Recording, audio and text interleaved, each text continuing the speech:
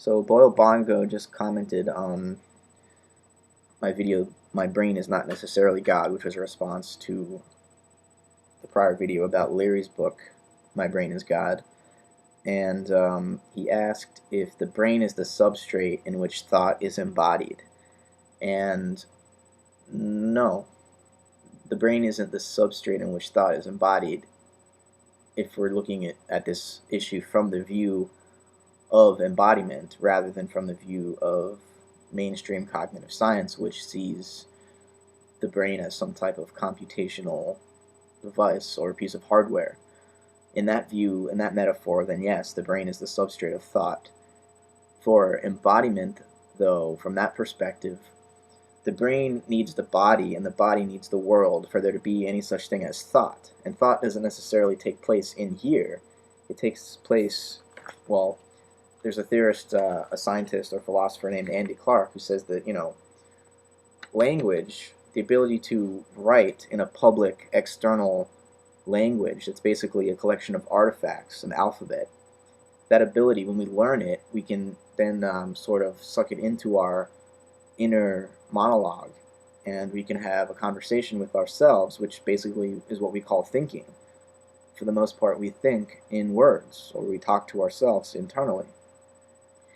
And according to Andy Clark, we couldn't do that unless we had this external language, these symbols to scaffold these thoughts, to sort of support them as maybe mnemonics that we use to contain thought in some way. But it's not contained in here. It's as much contained in here as it is, in the words and letters on this page or in my environment.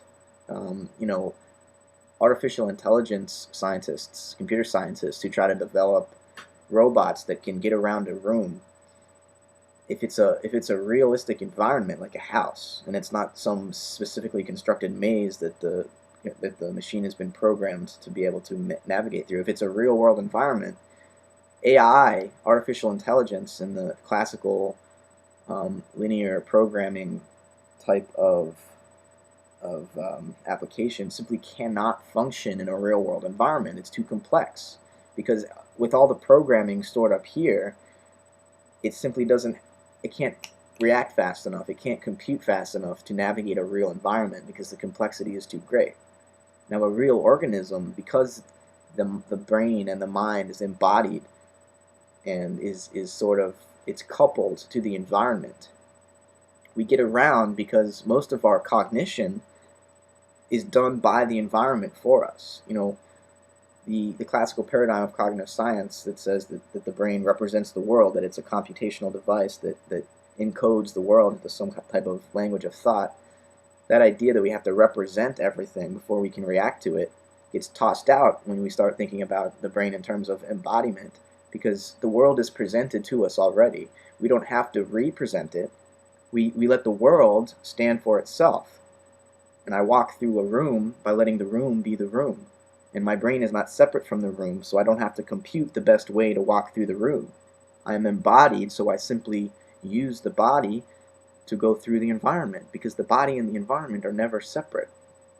But when we try to create this machine to do the same thing, the machine's programming did not evolve with the world. It's not coupled to the environment in any way. So it struggles to understand the world only in terms of its own programming. So hopefully I cleared that up. If not, ask me another question and I'll try to approach it from another angle, I guess. Or don't ask a question and tell me your opinion. That would be even better. So thanks for listening.